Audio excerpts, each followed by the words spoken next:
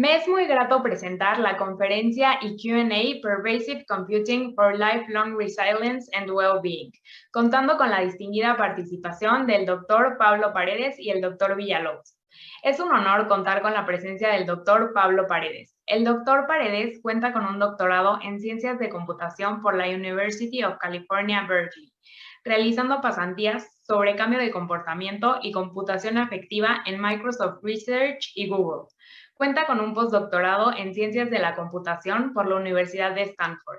Su investigación tiene como objetivo diseñar intervenciones de bienestar útiles y eficientes, así como sensores pasivos conductuales y afectivos. El doctor Paredes lidera el Pervasive Wellbeing Technology Lab, contando con múltiples publicaciones indexadas. Fue gerente estratégico de Intel en Brasil, gerente de productor líder de Telefónica en Quito, Ecuador, y emprendedor en su país natal, Ecuador. Actualmente, el doctor Pablo Paredes es profesor asistente clínico de Psiquiatría y Ciencias de la Conducta, así como Epidemiología y Salud Pública en la Facultad de Medicina de la Universidad de Stanford. Asimismo, es un placer contar con la distinguida participación del doctor Víctor Villalobos.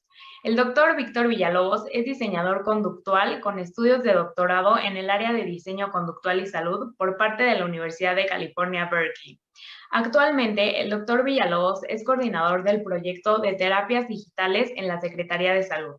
El doctor cuenta con una trayectoria de 15 años en salud pública, tanto en México como en el extranjero, en el cual ha colaborado con múltiples institutos, entre ellos Institutos Nacionales de Salud en las Américas, los Centros Nacionales para Control de Enfermedades de los Estados Unidos de América y México, así como agencias de colaboración internacional como la Organización Panamericana de la Salud. Destaca la notable participación del doctor Villalobos como fundador del Registro Internacional de Remisión de Diabetes. De esta manera, iniciamos la conferencia y Q&A Pervasive Computing for Lifelong Resilience and Wellbeing.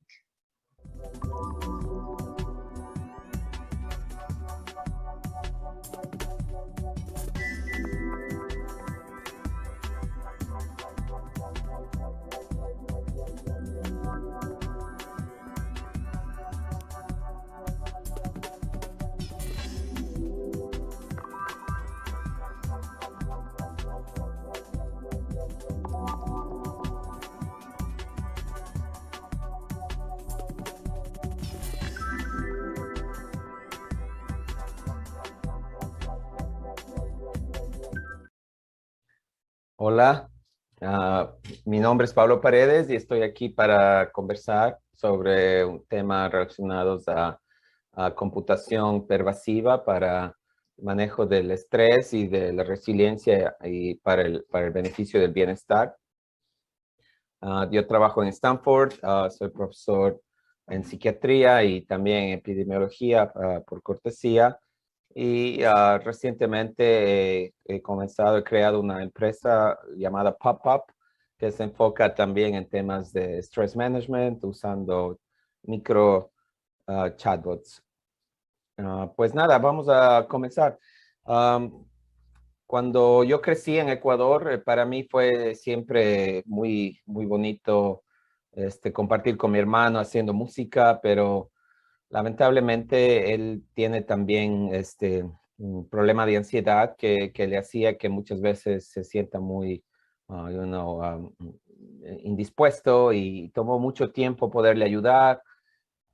Así es que todo ese sufrimiento de muchos años me llevó a mí a motivarme a dejar una carrera que tenía enfocada en temas de ingeniería para hacer trabajos de cómo hacer que la tecnología pueda ayudar a la salud mental. Una de las motivaciones fue que cuando él estaba trabajando, cuando él hacía alguna de sus terapias para mejorar, él usaba tecnología como por ejemplo alarmas para recordarle cosas, pero también jugaba estos jueguitos en ese teléfono Nokia 6120 antiguo, en donde a él le gustaba jugar fútbol y me decía que con eso él se aliviaba el estrés y la ansiedad. Entonces eso me inspiró mucho para decir, bueno, ¿cómo podemos hacer para construir tecnología que sea idónea y pensada para el tema de ayudar en el tema del estrés? Así es que fue así como dejé mi carrera de gerencia de producto y de negocios y de ingeniería en la que trabajaba para dedicarme a estudiar y hacer un doctorado en este tipo de temas de resiliencia del estrés y bienestar. Lo hice en Berkeley y luego hice un postdoctorado en Stanford, y ahora estoy en la Escuela de Medicina, a pesar de yo ser un ingeniero, lo cual es muy interesante, ya que me ha llevado a poder pensar en cómo definir de diferente forma la tecnología Y de hecho, para mí, uno de los temas más interesantes es que no solamente la definición de tecnología para salud es lo que me interesa, sino la definición en sí de salud, que es para aquellos que están involucrados, la definición de salud no es simplemente la ausencia de enfermedad. En realidad es cómo mantenerte fuerte física, mental y socialmente. Y lamentablemente en este mundo, digamos, actual, el foco está dado más en el tema de la enfermedad y no tanto de la fuerza y la resiliencia. Y es eso lo que a mí me interesa, de cómo usar tecnología para maximizar eso. Uno de los temas en los cuales me he enfocado es el tema del estrés, que es un problema que genera pérdidas de productividad y de salud en 80% de la población adulta a nivel mundial. Lamentablemente no existe buena infraestructura para este tipo de apoyo, ni la infraestructura de salud tiene apoyo, ni las personas en sí mismas saben cómo manejarlo, muy pocos reciben apoyo concreto de infraestructura, basado en infraestructura existente de salud. Así es que para mí lo interesante sería cómo hacer que los seres humanos que pasan mucho tiempo en oficinas o en carros puedan manejar ese estrés. A la final, como ustedes pueden ver aquí, 93% del tiempo nos pasamos dentro de una oficina y para mí es esta pregunta la más interesante. ¿Cómo usar la gerencia del estrés dentro de este mundo moderno en donde estamos siempre ocupados y siempre sentados y sin poder hacer ejercicio para que baje el estrés, etcétera? ¿Cómo podemos crear sensores pasivos que nos ayuden a detectar el estrés y cómo hacer intervenciones simples, sutiles, para poder manejar el estrés de forma proactiva cada día? Por ejemplo, me imagino, ¿será que podemos utilizar cosas que ya usamos en el Internet como intervenciones, como usar YouTube o Facebook como intervención, o Flickr o Twitter? ¿O será que podemos tener chatbots que conversan contigo por 5 minutos y te dan un apoyo a través de tu messaging o a través de alguna website? O inclusive, ¿será que un carro puede ayudarte a guiarte a que puedas respirar a cierta velocidad para que puedas manejar mejor y reducir el estrés acumulado durante el día? ¿O será que inclusive tu silla de oficina puede detectar que necesitas apoyo para regular tu respiración y poder reducir el estrés? O quizás inclusive tu escritorio se mueve para poderte incentivar a que estés en más movimiento y eso te ayuda a regular el estrés y sentirte mejor. O quizás inclusive en el futuro crear micro robots que viven dentro de tu escritorio y que te ayudan y te dan apoyo para que te sientas un poco mejor. ¿Será que un mouse, por ejemplo, puede ayudarte a detectar el estrés simplemente viendo cómo lo mueves y viendo si estás demasiado tenso? O inclusive el carro nuevamente puede ser utilizado como un sensor para el estrés, viendo cómo manejas y cómo mueves el volante.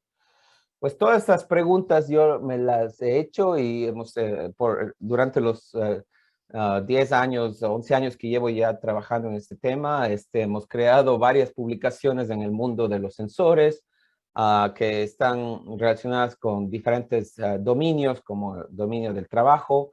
Me interesa mucho el tema del commute, del transporte entre el trabajo y la casa y ya en general en la vida cotidiana. Varios papers publicados en todos estos dominios y pues en esta presentación les voy a hablar de unos pocos para que entiendan un poco la metodología de uso de lo que se llama tecnología pervasiva o ubicua para el tema del manejo del estrés. En la primera parte voy a hablar un poco de lo que ya he hecho y en la segunda parte de la conversación más corta voy a hablar un poco sobre una agenda futura de investigación que se podría hacer en mi laboratorio, en otros laboratorios. En la primera parte de lo que ya se ha hecho, voy a hablarles un poco de sensores que le llamamos sensorless sensing, sensores sensados sin sensores, que en realidad es más una frase para llamar la atención. suites o familias de intervenciones just in time o justo a tiempo, algoritmos y familias de intervenciones justo a tiempo, y luego intervenciones cyber physical interventions, que serían periféricas, que pueden estar embebidas dentro del ambiente de las personas. Empecemos con el primero. El primero está enfocado en tratar de resolver este problema de Precision Health. Precision Health es un nuevo concepto que se viene discutiendo, el foco en tratar de entender la salud como la fuerza del humano y no como la falta de enfermedad. Y tratar de movernos de una visión en donde solo se mide una vez por año la salud del usuario proactivamente, a mantener un monitoreo continuo y poder de esa forma hacer detección de fallas temprana, de fallas que podría ayudarnos a prevenir la evolución de enfermedad.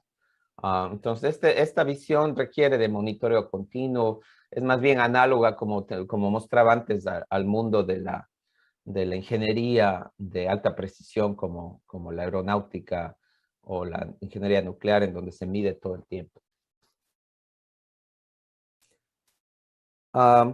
Claro que la parte de wearables es un tema muy interesante. Mucha gente ahora está enfocada en usar sensores que los puedes poner en tu cuerpo.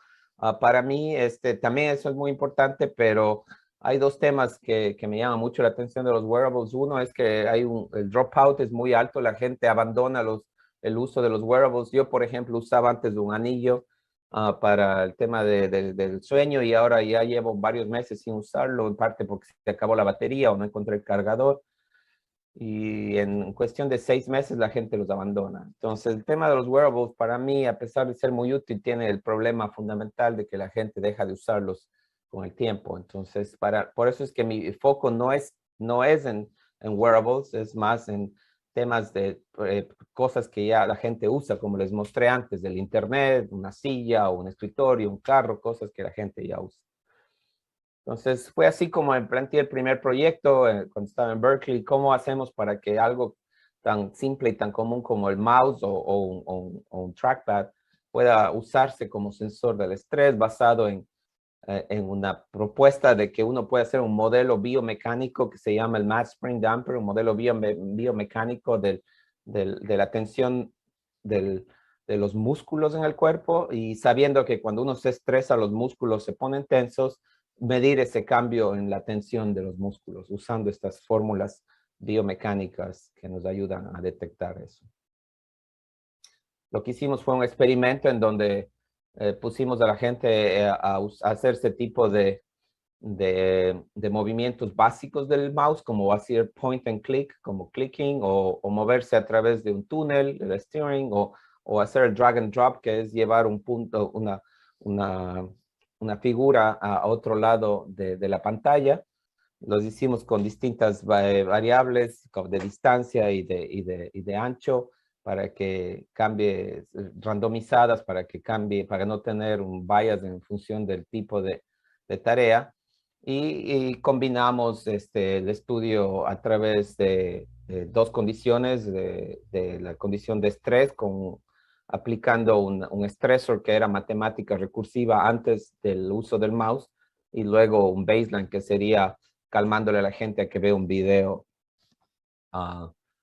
que les calmaba. Y obviamente como le llaman, counterbalance, alternando las dos condiciones de forma aleatoria. El tipo de datos que obtuvimos se ven más o menos de esta forma: el estrés y lo no estrés, como decimos en inglés, naked eye, a simple vista no se ve una diferencia, pero existe una diferencia si se observa a través de un análisis del tipo, de la forma de cómo se eleva cómo se mueve el desplazamiento de la mano. Esta es una curva del desplazamiento a lo largo del eje X de la mano. Fue así como pudimos obtener datos que nos llevaron a mostrar que efectivamente el mouse, cuando estás estresado, lo que se llama la frecuencia de damping frequency, que es un indicador de la cantidad de tensión que hay muscular en el cuerpo era mayor cuando estabas estresado que cuando estabas calmo. En todas las condiciones que habíamos planteado, e inclusive haciendo un simple modelo de aprendizaje básico basado en esta estructura de acá, que le llamamos de sierra, pudimos detectar que con 70% de probabilidad la presencia de estrés en el individuo. Lo bueno es que esto no necesita, si se analiza esto en detalle, no necesita ni siquiera saber cuál es el ancho o la forma del objeto en donde vas a llegar el mouse, simplemente necesitas saber cuánto se movió. Y con eso es suficiente para hacer una detección bastante buena del estrés. Esto fue el primer estudio que hicimos, que se publicó, Mouse Stress, y lo pueden ver, está publicado. Luego quisimos ver qué pasa con el trackpad y recientemente publicamos un artículo en donde mostramos que para el trackpad funciona también muy interesante el indicador de lo que sería en este caso el área bajo el dedo, el área oculta bajo el dedo, que es básicamente un análogo a la cantidad de presión que se ejerce sobre el trackpad. Tiene una correlación directa con la cantidad de estrés y se puede utilizar también como una forma de estimar el estrés de forma proactiva. Entonces, en general, como ustedes pueden ver, con mouses y trackpad estamos hablando de billones de sensores que podrían ya utilizarse a nivel, digamos, en cualquier país, en cualquier lugar, porque no son sensores especializados, no tienes que ponerte nada, no tienes que comprar un reloj caro, nada. Simplemente una computadora o un mouse de $5 que lo compras aquí en cualquier lugar de venta de estas cosas. El foco ahora es extender este tipo de investigación justamente a poblaciones como, por ejemplo, doctores. Ya hemos capturado información de doctores que tienen este problema de burnout en el hospital y que nos ayudaría de manera proactiva a detectar que hay un problema con los doctores. Ya tenemos los primeros datos y estamos contentos viendo que hay verdaderamente una buena diferenciación entre estrés y no estrés. Y queríamos trabajar también con el mundo rural. Lamentablemente este proyecto por la pandemia paró. Estábamos trabajando justamente en India con una población grande de trabajadores de salud rural. Lamentablemente esto tuvo que parar, pero ojalá podamos retomar cuando la pandemia continúe. Otra extensión de esta idea de sensor predictivo fue aplicada al carro, en donde hicimos la misma cosa. En este caso, lo que hicimos fue detectar el movimiento del volante y detectamos cómo se desplaza el volante hacia la derecha y hacia la izquierda. Aquí medido en grados, lo positivo es derecha, lo negativo es izquierda. Y usamos este tipo de información para hacer una aplicación del mismo modelo y ver si efectivamente tenía el mismo beneficio y ya lo publicamos. Se llama Fast and Furious. Fue publicado en CAI hace poco tiempo, hace unos 3 años, 4 años. Y pues estamos contentos también de ver que el carro puede servir también como sensor. Sin embargo, el primer estudio se hizo en un simulador porque como tenemos que inducir estrés es peligroso y el estrés que inducíamos era no solo matemáticas, sino les podíamos oír también a heavy metal, que era el stressor, para que la gente se mantenga estresada durante varios minutos y de esta forma poder conseguir la información. Basados en los resultados positivos, pudimos también ya, acabamos, de hecho ya no es en submission, acabamos de tener este paper aceptado en Scientific Reports, se publicará ya la versión de este estudio en el carro, en un vehículo, en donde pudimos comprobar que efectivamente se puede detectar el estrés usando un vehículo comercial, usando los datos que el vehículo comercial te da. Entonces, nuevamente, yendo a la filosofía de reutilizar los datos que ya existen en el mundo, mouse, trackpads, carros que ya tienen los sensores, solamente te pone un software y ya puedes usarlos como sensores. Entonces, en resumen, esto es el tema de sensorless sensing. Podemos tener mayor uso, mayor compliance. La gente no deja de usar carros, ni sillas, ni mouse, ni nada de eso, versus like wearables. Es barato porque ya tienes todo el hardware en tus dispositivos y estamos hablando de millones, si no es billones de aparatos que podemos utilizar como sensor. El siguiente proyecto es de Just-in-Time Interventions. Estas son intervenciones justo a tiempo, en donde básicamente la premisa es de que la gente cuando está saludable, cuando está bien, no le importa mucho la motivación, no están motivados para mantenerse saludable. Es cuando se enferman que les interesa la salud. Entonces, ¿cómo hacer para que la gente que está saludable se mantenga saludable? Tenemos que enfocarnos en diseño. El diseño enfocado, lo que se llama Human Centered Design, es la forma de ayudar a hacer este diseño que sea engaging, que sea interesante para las personas. Un proyecto que usé, en el cual me enfoqué hace varios años fue cómo usar algoritmos para dar estas intervenciones justo a tiempo utilizando un teléfono, en donde si estás estresado, pides una intervención, el algoritmo detecta tu contexto, detecta quién eres tú y te da una intervención muy simple de algo que tú ya sabes usar, ver un video, ver una película, etcétera. Y luego, basado en cómo te fue con la intervención, el algoritmo aprende a darte más intervenciones del tipo que te gusta, y hay distintas categorías que puedes utilizar para luego validar si el algoritmo te está dando el tipo de cosas que te gustan. En este caso, por ejemplo, él recibió una intervención de un juego que le ayuda a reducir el estrés. La idea de este concepto es que en realidad para poder mejorar el estrés no es suficiente saber que estás estresado, más bien todo lo contrario. Saber que estás estresado a veces puede ser estresante. Lo que necesitas es saber cómo lidiar con esto, el coping, cómo manejar los problemas y cómo distinguir los mecanismos de manejo de los problemas entre lo que son positivos o constructivos y los que son destructivos, que te llevan a estar más estresado. Y ese es el objetivo de los algoritmos, de aprender esta diferenciación. A la final, lo que nos interesa es nos interesaba en este proyecto responder si podemos reutilizar temas que ya existen en la cultura popular como intervenciones, si podemos utilizar algoritmos de machine learning para poder aprender cómo darles la mejor recomendación, y si existe un cambio de largo plazo. Creamos una aplicación que utiliza bastante información contextual del teléfono y obtenida del teléfono, y que utiliza intervenciones que ya existen en el mundo digital, como por ejemplo YouTube, etcétera, ya para evitar justamente que la gente tenga que aprender a utilizar un nuevo interfaz. Estas son cosas que la gente ya sabe utilizar. Fue así como creamos estas microintervenciones. Por ejemplo, esta de aquí que ustedes ven al lado es una intervención en Facebook, en donde tú puedes ver algo positivo que te pasó en tu timeline, y esto está basado en un concepto de positive psychology.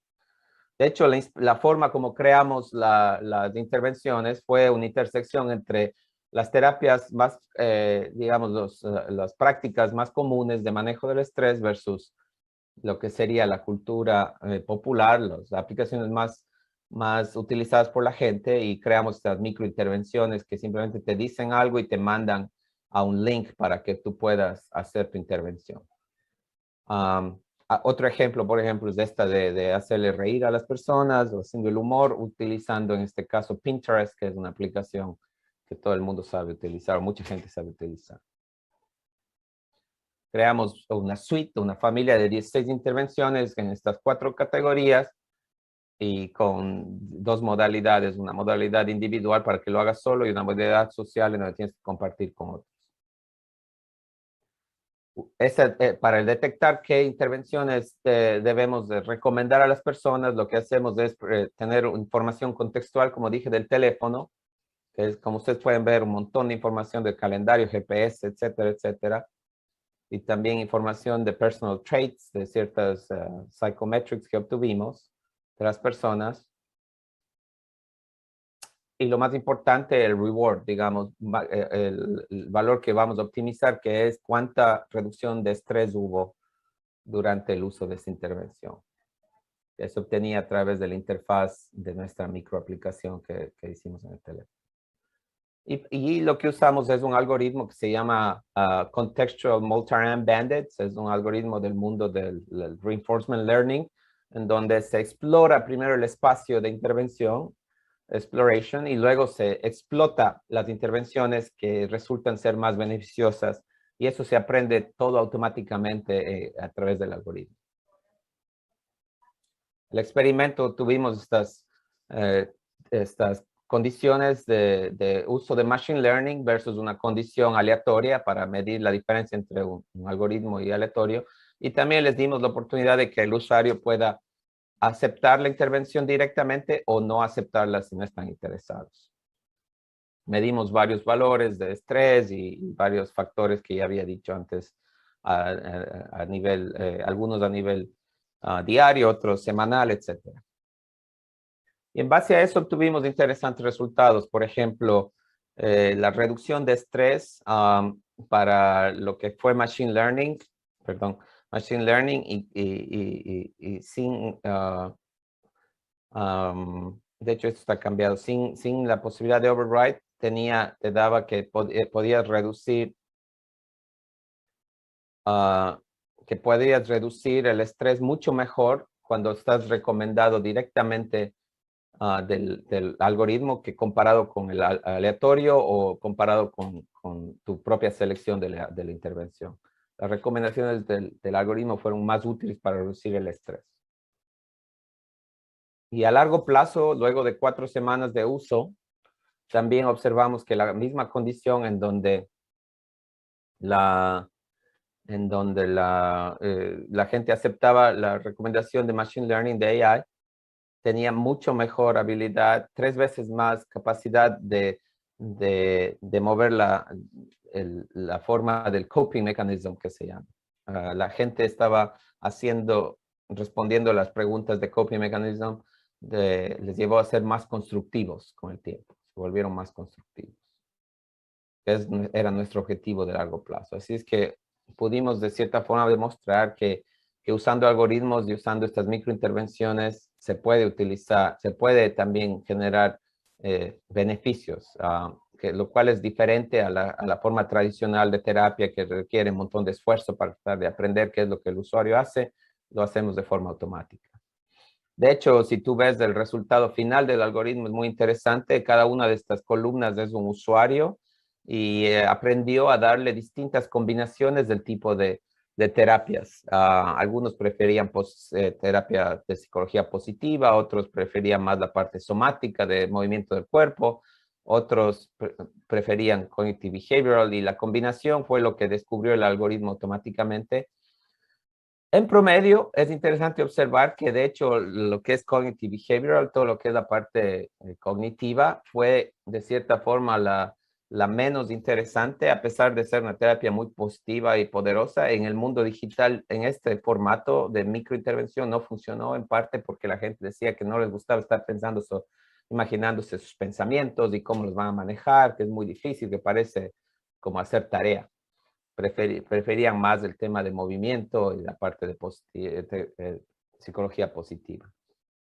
Otra cosa interesante que aprendimos en este estudio fue que efectivamente la gente durante las 2 primeras semanas había un poco de exploración. La gente que podía hacer un override, los que podían escoger sus propias intervenciones, al comienzo exploraban un poco más, no aceptaban directamente lo que les decía Machine Learning. Con el tiempo empezaron a aceptarlo mejor, pero luego empezaron otra vez a explorar nuevamente otras intervenciones. Y esto nos llevó a darnos cuenta de que muchas personas se empezaron a aburrir de las intervenciones. No era que no funcionaban, sino que dijeron, bueno, está bien, respirar está muy bueno, pero ya me aburrí, dame algo nuevo. Este es un problema muy interesante en el mundo del diseño de intervenciones digitales. Y el otro, que entre las personas que abandonaron el estudio, que tuvo un dropout equivalente a otros estudios de tecnología digital, la gente nos decía que la razón por la cual abandonaron no era porque no les interesaba, sino porque ya aprendieron, porque es tan simple hacer respiración o ver la página de Facebook, lo que sea, que ellos no necesitan nuestra app para aprender. Digamos que aprendieron y que ya no la necesitan más como quieran. Pero lo más interesante que aprendimos de este estudio fue que 30% de las personas que abandonaron al comienzo, de hecho, lo abandonaron porque les estresaba tener esta app. Es una app de stress management, les estresaba tener esta app porque les hacía estresarse más. Entonces, esa parte es muy interesante. El hecho de tener a veces la gente dice, lo primero que hay que hacer es estar informados de que estás estresado, pues en el caso del estrés puede ser contraproducente y si tienes una aplicación de estrés, a lo mejor lo que hace es que la gente se sienta inclusive más estresada. La clave es darle siempre una perspectiva positiva al uso del manejo del estrés. Más recientemente, y esto es parte de la compañía que estoy creando ahora, hemos intercambiado estas microintervenciones digitales con micro chatbots para que se pueda hacer conversaciones. Diseñamos estos chatbots nuevamente basados en distintas terapias como problem solving o reframing, etcétera. Creamos chatbots para usarlo en cualquier plataforma de messaging. En este caso, estamos aquí mostrando un video del uso de esto en Telegram y básicamente el algoritmo aprende qué chatbots son los útiles y lo interesante es que como es un chat message, de todo el mundo utiliza chatting y es la aplicación más utilizada y esperamos que esto tenga, digamos, impacto también a llegar a billones de personas que ya tienen messaging apps en sus teléfonos. Datos preliminares nos muestran que efectivamente hay una reducción de los síntomas de estrés o de depresión usando esta escala, el PHQ-4, que se utiliza generalmente en el mundo de psicología, y sobre todo en los usuarios que utilizaron más el chatbot, el doble de conversaciones comparado con los usuarios bajos, hay una reducción estadísticamente significativa. Pero quizás lo más interesante de este estudio fue que hicimos un análisis, nuevamente una técnica de Human Centered Design llamada card sorting, en donde tratamos de observar qué tipo de uso le darían a los chatbots y como ustedes pueden ver, inclusive en presencia de humanos o con acceso a humanos, para algunos temas de estrés diario, la gente nos dijo que prefiere los chatbots, que les parece más interesante, les parece más privados, les parece menos, que no les juzgan, etcétera. Versus humanos siendo más útiles para otros casos, a la final lo que se nos llevó a pensar es que en realidad lo que necesitamos es un ecosistema de estos chatbots y humanos. No, los chatbots no deben reemplazar a los humanos.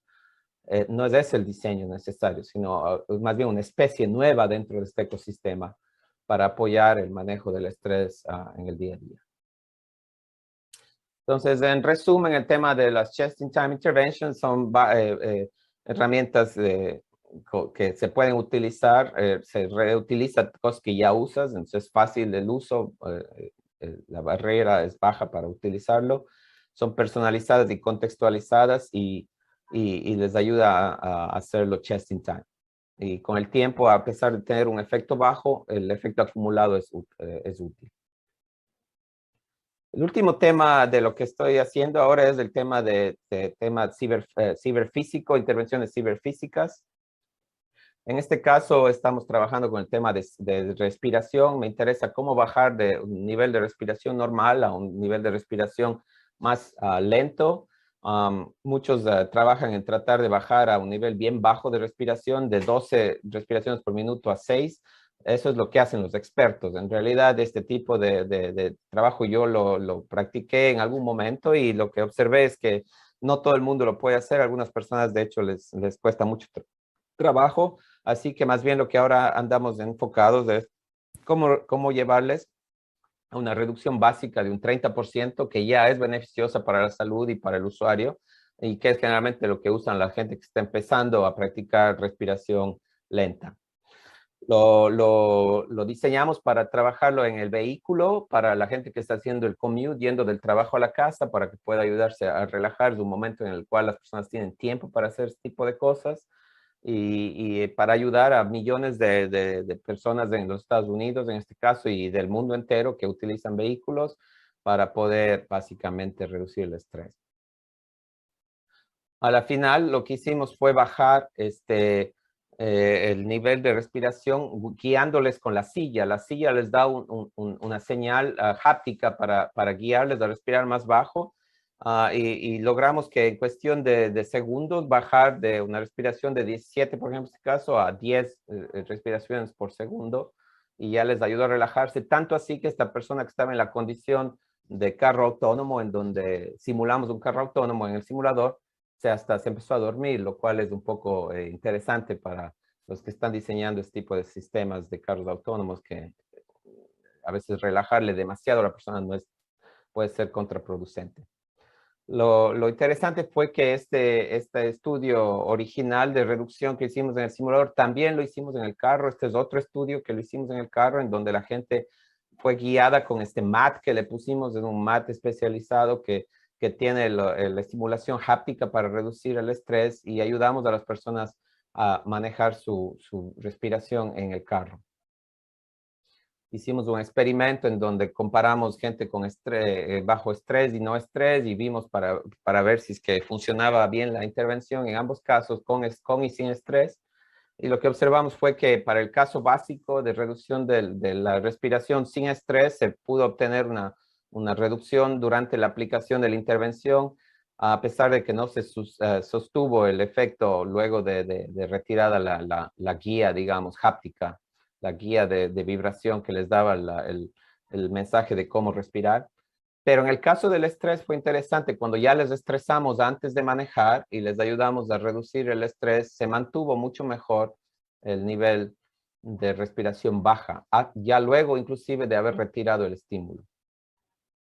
Y obviamente eso tuvo un efecto también en lo que es el heart rate variability, que es una forma de medir el estrés también de forma fisiológica, que lo medimos durante el uso de este estudio. Esto fue bastante bueno, pero claro, obviamente lo importante es saber qué pasó con el manejo. A pesar, estabas más relajado, pero manejaste bien, y efectivamente sí, manejamos bien. Manejó bien la persona, no vimos incidentes serios de performance, no incidentes de seguridad. Medimos con unas cámaras la desviación del carro con respecto a unas líneas que pusimos en el garage, y todo funcionó bien. Así es que luego de haber hecho ya un estudio en el simulador y luego de haber estado también en el carro, creemos que se puede avanzar ya a tráfico. Como pueden ver, el estudio de Cyber Physical nos puede llevar a hacer nuevos modelos de reutilización del commute, del espacio y del tiempo. Podemos hacer, es fácil de combinar la eficacia de la respiración y es engaging porque está en el carro, es algo que la gente lo puede utilizar simplemente, y es seguro. En fin, esa es la investigación que se ha hecho hasta el momento. Debido al tiempo, yo creo que voy a tener que ir rápido en la parte de visión futura. Les voy a dar solamente una visión muy rápida. Pero antes de cerrar la parte de investigación que he hecho hasta el momento, tengo unas preguntas que para mí me parecen relevantes. Por ejemplo, si estamos midiendo todo el tiempo, tenemos un problema de monitoreo constante, y cómo manejamos los aspectos éticos de este problema. Tenemos que preguntarnos como investigadores qué tipo de computación tenemos que hacer para poder evitar problemas éticos al monitorear constantemente la salud, y por ende monitorear un montón de otros factores personales muy privados de las personas. También tenemos que preguntarnos cómo hacemos para que el usuario tenga autonomía constante sobre el uso de estos sensores y de estas intervenciones. ¿Cómo hacemos para que que la gente esté informado y nos ayude a tener los permisos adecuados? Constantemente, no es suficiente solo firmar un Terms of Agreement una vez. Tal vez constantemente las personas pueden redefinirlo, cómo quieren interactuar con esa tecnología. Y cómo prevenir el uso malicioso de esa tecnología sería también algo muy necesario. Lo básico sería por lo menos que haya una democratización de los datos y del código, para que si hay un ataque malicioso, las personas que quieren ayudar a contrarrestar tengan información para poder contrarrestar el uso malicioso, porque es difícil prevenir que alguien utilice, por ejemplo, el sensado del mouse o del carro de forma maliciosa. Es simple, es una tecnología simple, lo pueden usar si ellos quieren para manipular a las personas, para adoctrinarles, etcétera, lo pueden utilizar. En fin, entonces voy a ir muy rápido en la parte de investigación futura, solo darles unas ideas generales, básicamente solamente hacer un outline de las cosas que se podrían hacer. Se podrían pensar en tener ecosistemas de sensado en el futuro, varios sensores. Se podría tener gestión de implicaciones del manejo del estrés en productividad y en otros temas. Y se puede también pensar que se puede combinar tecnologías automáticas como, por ejemplo, las sillas que automáticamente manejan tu respiración para manejar el bienestar. Y finalmente, un ámbito que se puede investigar es qué tal si operamos a nivel inclusive de autonomía, digamos, subliminal, subconsciente. Podríamos eventualmente manejar la velocidad de respiración de manera subconsciente. Pues eso es, digamos, en resumen, la investigación que se ha hecho hasta el momento. Quizás solo para terminar aquí, un resumen final.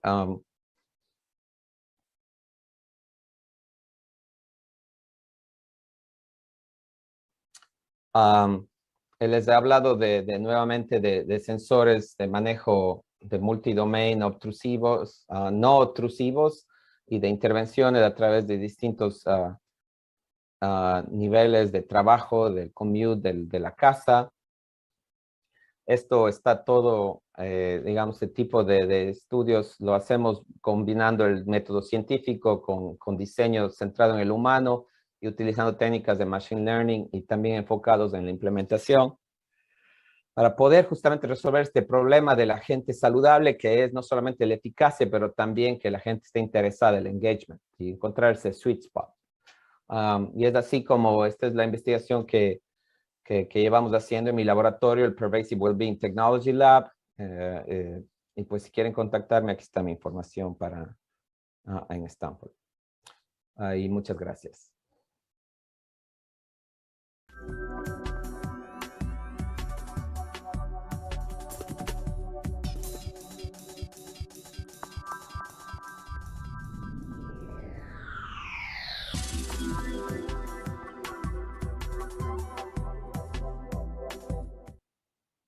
Pues muchísimas gracias, Pablo, por esta presentación. Estuvo genial. Y pensando un poco en la audiencia a la que nos dirigimos, voy a comenzar en un sentido cronológico conceptual sobre la evolución del uso de la tecnología para salud, para bienestar versus enfermedad. Y la primera pregunta es, ¿te has encontrado con dificultades para buscar apoyo, financiamiento, para hacer investigación sobre salud versus sobre una enfermedad en particular, que es la más clásico, ¿no? Diabetes, cáncer, etcétera, etcétera. Me pones contra las cuerdas. Claro, ese es el problema principal. El problema principal es que el apoyo está enfocado en medicina reactiva. Es 95% de la plata va allá. Lamentablemente así es, al menos aquí en este país, no sé, en México, pero... Muy bien, muy bien. La parte proactiva, de hecho yo te diría, para hacerte inclusive más bold y generar así mucho más conversación, la parte proactiva ni siquiera la entendemos, te lo soy muy honesto. O sea, a la final las escuelas de medicina no saben de gente saludable, entienden a los enfermos, no entienden a la gente saludable. ¿Qué laboratorios estudian? Ahora, la neurociencia estudia un poco la parte saludable, pero los demás están viendo a la gente enferma, ¿me entiendes? Entonces, pues sí, es un problema. Yo creo que hay que tratar de buscar una solución de modelos de negocio más que de modelos de ciencia, porque yo creo que la salud pública sabe cómo hacer estas cosas, cómo hacer estos estudios, pero no hay la misma cantidad de enfoque y de dinero para proactivo que reactivo. Muy bien. Pues gracias, Pablo. Una pregunta más tendría que ver con el tema de pop therapy. Este es un concepto que me parece muy, muy interesante que tocaste y creo que para la audiencia sería muy, muy bueno entenderlo mejor. ¿Cuál fue ese concepto, esa idea que probaste junto con Microsoft y que le llamaste pop therapy en el paper? ¿Cómo es que usaste este concepto de pop, ¿no? Bueno, el concepto estaba basado en la posibilidad de hacer una, un análisis de una forma un poco más basada en la computación de lo que podría ser el mundo de la intervención digital, un modelo computacional de aprendizaje del tipo de intervención que la gente puede utilizar. Y fue de cierta forma una combinación entre el mundo de Human Centered Design y el mundo de AI. Ahora le llaman Human Centered AI en algunas universidades. Aquí en Stanford le llaman el Human Centered AI en otros lugares, pero nosotros hace 10 años estábamos pensando más en cómo podemos hacer para descubrir automáticamente qué tipo de cosas les sirven a las personas y qué tipos no les sirven. En vez de tratar de hacer una investigación exhaustiva, iterativa, quisimos utilizar una combinación. Hicimos un poco de investigación iterativa al comienzo de ver qué tipo de cosas la gente le podría llamar la atención y podrían ser interesantes. Y en vez de escoger las 2 o 3 cosas que les podría llamar la atención, escogimos 15 cosas, que sería una familia de intervenciones. Y luego dejamos que un algoritmo converja y les ayude a escoger de esas 15 intervenciones cuáles son las que más les interesan. Entonces, lo que hicimos fue una intersección entre lo que yo llamo, digamos, tecnología que es popular, por eso se llama pop therapy, tecnología popular, lo mainstream, por ejemplo, el tipo de aplicaciones que la gente utilizaba más, o los juegos que la gente utilizaba más, o el tipo de cosas que la gente ya utilizaba en la web. No quisimos diseñar algo nuevo, quisimos reutilizar las cosas que la gente ya utilizaba y combinar, intersectar eso con las terapias más comunes de manejo del estrés y ver si existe una especie de una intersección entre las dos. Por ejemplo, en el mundo de terapia positiva, de psicología positiva, hay esta técnica llamada el Three Good Things, que es una técnica de pensar en 3 cosas buenas. Entonces dijimos, bueno, un proxy de Three Good Things es cuando tú vas y ves las fotos del timeline en Facebook y ves algún momento positivo de tu vida, ¿me entiendes? Existe ya esa mecánica. De cierta forma la gente lo hace, esos recuerdos de algo positivo. Entonces dijimos, bueno, esa es la intervención. En vez de estar creando, piense, vaya y vea algo. Lo bueno de esto es que uno ya sabes utilizar la aplicación de Facebook Timeline. No tengo que enseñarte a utilizar. Y eso para los que saben de Human Centered Design no es trivial. Diseñar una buena intervención, un buen diseño digital es difícil. Toma mucho tiempo, mucho esfuerzo y mucho dinero. Entonces nos hacemos cortocircuito esa parte. Y desde el punto de vista de intervención, ya sabemos que este tipo de técnica funciona porque ya lo han probado, de cierta forma validaron el Three Good Things. Entonces luego creamos estas microintervenciones a lo largo de distintos dominios y con el algoritmo aprendimos con el tiempo a identificar qué intervenciones le sirve para quién, sin hacer ningún tipo de digamos, preanálisis de cuál sería la mejor intervención. Simplemente dejamos que el algoritmo la descubra y al final vimos que sí, que el algoritmo fue capaz de descubrir, si diseñas bien, si escoges las intervenciones adecuadas, el algoritmo puede descubrir cuál es el mejor régimen de intervención del usuario sin necesidad de hacer demasiado análisis personal, digamos, lo hicimos más algorítmicamente. Muy, muy interesante. Voy a volver a eso en una pregunta más adelante, pero ahora quería saber tu opinión. Aquí dentro de la audiencia preguntaban sobre la interacción o sobre el desarrollar un producto o servicio que combine este aspecto digital, ¿no? De apoyo a la terapia, al ser humano, combinado con fármacos. ¿Qué piensas al respecto? ¿Ha sido explorado? ¿Hay potencial? ¿O no es un buen camino? Pues yo personalmente no he explorado, pero me parece que hay mucho potencial ahí. O sea, yo lo que creo es que la oportunidad está justamente en la capacidad que tiene la tecnología de ser pervasiva o ser ubicua, digamos, está todo el tiempo a tu lado y eso te ayuda a utilizarlo de distintas formas. Los ejemplos que yo he visto más obvios son, por ejemplo, recordatorios, alarmas, smart reminders de que tomes una pastilla, que es de hora de tomar la pastilla y todo eso me parece bueno. Yo creo que en realidad lo que hay que combinar es que, de lo que yo entiendo, para que ciertos fármacos tengan mejor, digamos, funcionamiento, el estilo de vida tiene que cambiar también. No es solamente que tomes la pastillita, ¿me entiendes? Tiene que cambiar el estilo, tienes que dormir mejor, tienes que hacer más ejercicio.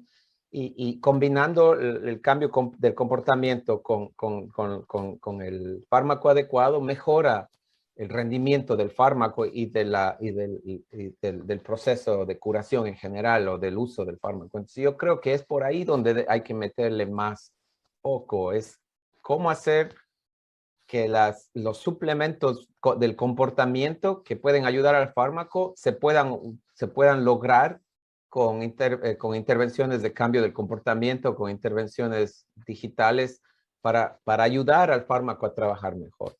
Esa es mi perspectiva, digamos, a nivel, sin haber pensado más de fondo. Ahora, si tú me preguntas a mí, yo preferiría que la gente nunca tenga que tomar ningún fármaco, ¿me entiendes? Que salga a caminar y que duerma y que haga lo que tenga que hacer. Pero en general, yo creo que vale la pena explorar la combinación de los dos, me parece un postulado adecuado. Sí. Bueno, muchas gracias, Pablo, por tu respuesta sobre fármacos. Ahora quisiera yo tocar el punto, cerrar estas dos preguntas, conectarlas. ¿Qué opinas de la tendencia que hay aún todavía a nivel de gobierno, de industria e incluso de organizaciones de asistencia técnica como la OMS para que las terapias o las intervenciones con tecnología digital sean diseñadas por expertos versus este enfoque que es un poco crowdsourcing, machine learning, como lo tocábamos en la pop therapy? Quizás tú no estás mucho involucrado ahorita con este tipo de instancias, pero todavía en el gobierno, en las agencias, hay mucho la tendencia de decir que sea un grupo de expertos quien diseñe todo el contenido, toda la dinámica de intervención y vámonos para adelante. Vamos a probarla. ¿Qué piensas sobre eso?